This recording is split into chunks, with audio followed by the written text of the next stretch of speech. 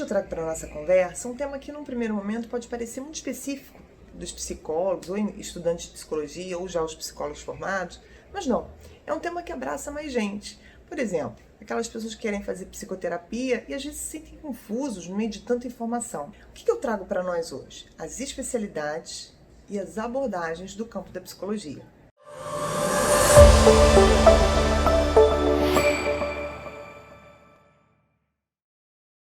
Para começar, a gente vai falar das 11 especialidades reconhecidas pelo nosso Conselho, o Conselho Federal de Psicologia. São elas a psicologia educacional, a psicologia organizacional, a psicologia do trânsito, a psicologia jurídica, a psicologia hospitalar, a psicologia social, a psicomotricidade, a psicopedagogia, a psicologia clínica, a psicologia do esporte e a neuropsicologia. Então temos as 11 aqui representantes, dessas especialidades. O que são as especialidades? São os contextos em que a gente pode trabalhar, em que o psicólogo pode trabalhar. Essas áreas, na verdade, nós vamos nos especializar nelas.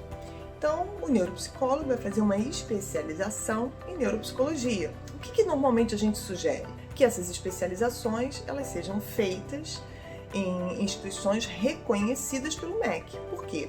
Porque ao final dessas especializações, o recém-formado ele vai ter o quê? Uma titulação. E se ele quiser vier a fazer concurso público, enfim, ou qualquer outro tipo de concurso, ele vai ter, por exemplo, pontuação em função desses títulos. E se ele quiser, enfim, para o currículo dele, também vai ser importante ter essa especialização. O próprio conselho ele faz provas e aí tem toda uma estruturação, tem toda uma documentação, enfim, tem todo um protocolo a ser seguido para que o conselho também reconheça isso e você possa ter essa especialização na sua carteira profissional. Então, quem tiver interesse, depois dá uma olhadinha lá no site do conselho, que tem todas as instruções de como é que você pode solicitar esse título de especialista a partir de uma série de protocolos exigidos pelo conselho, para que você tenha lá o nome especialista tal dentro, lá na sua carteirinha de trabalho. Essas especializações, elas te dão, na verdade, um aprofundamento, porque quando a gente se forma, a gente sai da faculdade, a gente sai generalista. Então, as especializações, elas vão o quê? Elas vão nos levando para um conhecimento aprofundado de uma determinada área. Então, seja a neuropsicologia, seja a psicologia clínica, seja a psicologia hospitalar, seja a psicologia do esporte. Então, eu me aprofundo numa determinada área. Essas áreas podem dialogar? Podem, desde que você delimite bem esses espaços. Do que eu estou falando de delimitar bem esses espaços? Eu não vou fazer psicoterapia dentro do hospital, por exemplo.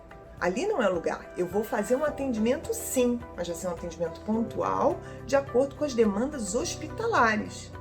As demandas da história de vida desse sujeito vão ser feitas fora, na clínica.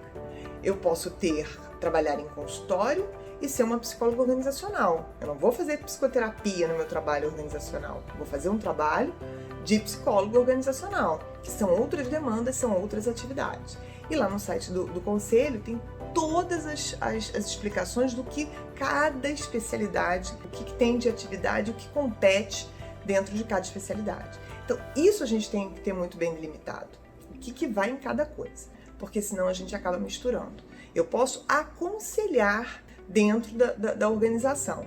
Se eu sou psicólogo organizacional, eu trabalho com treinamentos e tal, alguém chega com algum tipo de problema, eu posso acolher, aconselhar, mas eu não vou estar fazendo psicoterapia. Isso é muito claro.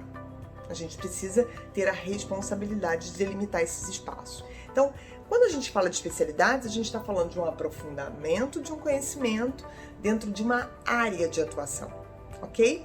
Quando a gente fala das abordagens, eu estou falando de um referencial teórico que vai estar embasando a minha prática clínica, que é uma especialidade da psicologia. Então eu tiro daqui desse bolo uma especialidade, ou seja, eu vou ser uma psicóloga clínica e preciso, portanto, de instrumentos que me permitam exercer essa prática com toda a competência, com toda a responsabilidade e com todo um embasamento teórico. Por quê? Se eu não tenho esse embasamento teórico, quem é que vai para o consultório? Euzinha. Chega lá a Adriana com todos os seus achismos, com toda a minha história, com tudo que eu aprendi, com a minha visão de homem, com a minha visão de tudo, e vou lá atender a pessoa.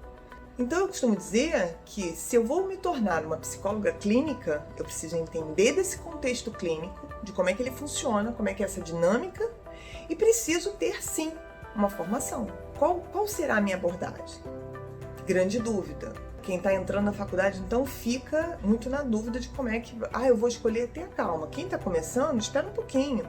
Abordagem, eu brinco que a abordagem vai te achar. Aí tem pessoas que dizem, a abordagem não me achou.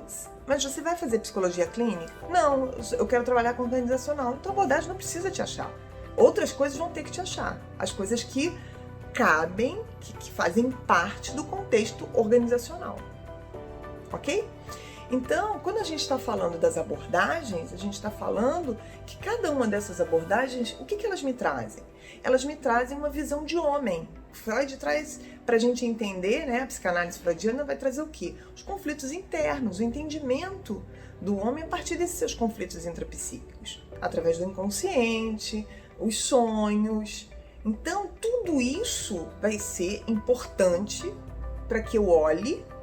Então, veja bem, quando eu chego no consultório e eu sou uma psicanalista freudiana, não é o óculos da Adriana que vai enxergar, é o óculos do Freud. Então eu vejo através dele, com todo o embasamento, com toda a história, né, com tudo que ele construiu. Se eu quero ser uma terapeuta cognitivo-comportamental, eu vou ver qual é o teórico que vem. É o Beck, que vai estar me orientando? Então, meu óculos vai ser dele. Ele é a visão de homem, são as crenças, pensamentos automáticos, é isso que vai estar vindo. Aí eu vou estar vendo, eu vou buscar isso nesse homem que está diante, né, dessa pessoa que está diante de mim. A sistêmica, vou olhar lá, eu vou ampliar, vou ver esse sujeito, como ele se relaciona nos seus diversos sistemas.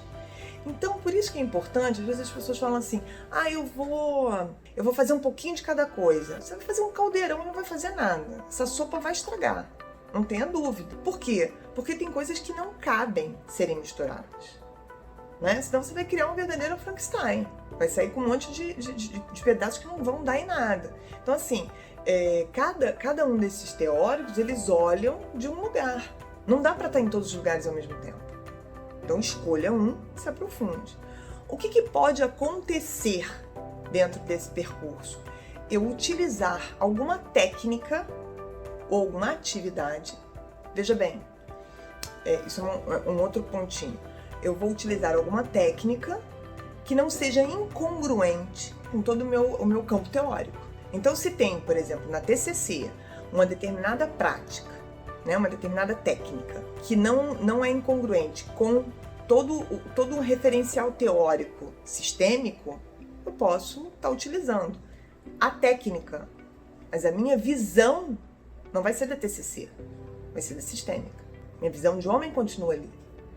Uma outra coisa importante que eu gostaria de frisar muito é que atividades que são criadas por nós não são técnicas, são atividades. Para que se transforme numa técnica, é fundamental que tenha uma comprovação científica.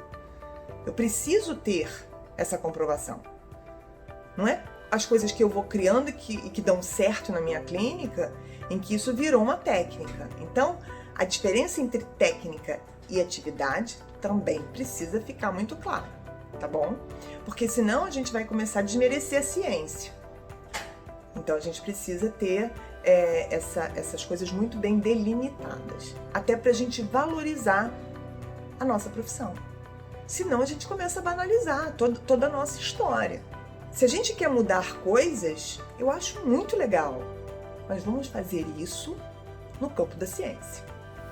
Vamos trabalhar para isso e trabalhar exaustivamente. Vamos ser éticos para isso. Então, não sei se deu para diferenciar aí, se ficou claro. No que isso pode ajudar quem quer fazer psicoterapia? A escolher um bom profissional. Primeiro ponto. Se você vai procurar um psicólogo clínico, entre no conselho, veja se ele tem o CRP dele ativo, procure recomendações, veja quem está indicando, aonde você vai buscar esse profissional, procure saber a formação dele, indague, pergunte. Muitas vezes alguns têm currículo Lattes, então entra no currículo Lattes, verifica, para que você possa saber exatamente se aquela pessoa tem condição de te atender ou não. Fique pronta, fique atenta ao discurso, questione, pergunte sobre qual é a abordagem. Tente saber, quando a gente vê um médico, eu acho que isso é uma prática nossa que a gente precisa ter, da gente questionar. Afinal de contas, quem vai estar ali diante do outro é alguém que você vai estar entregando o quê? A sua dor, as suas angústias, a sua vida. Você vai estar abrindo a sua vida. Então você tem que saber exatamente para quem você vai estar fazendo isso. Então, muita atenção. E aí, o psicólogo, ele trabalha com isso, com várias abordagens. Então, o que acontece para quem às vezes vai buscar psicoterapia e fala assim, ai, não gostei desse psicólogo, não me dei bem. Ai, não foi feito fazer psicoterapia. Às vezes, assim como nós, psicólogos, temos uma abordagem que conversa com a gente, vocês que vão procurar psicoterapia também terão uma abordagem que converse com vocês. Tem pessoas que vão trabalhar muitíssimo bem com a TCC.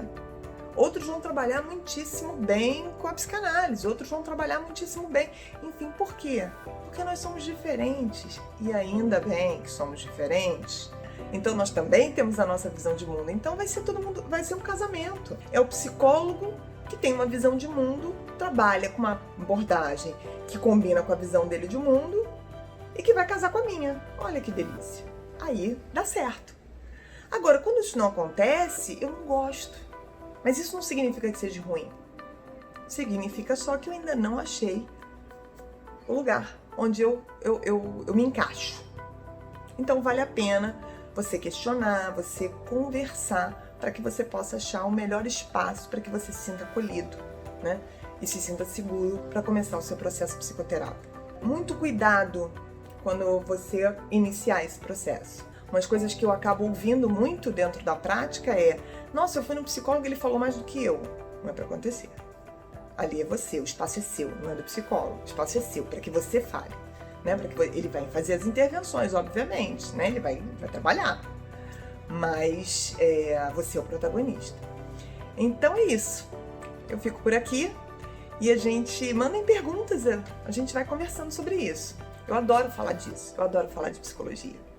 Um beijo, inscreva-se no canal, toque sininho, curta, se achar que vale a pena, compartilha e a gente vai se vendo por aqui. Beijo enorme, tchau, tchau.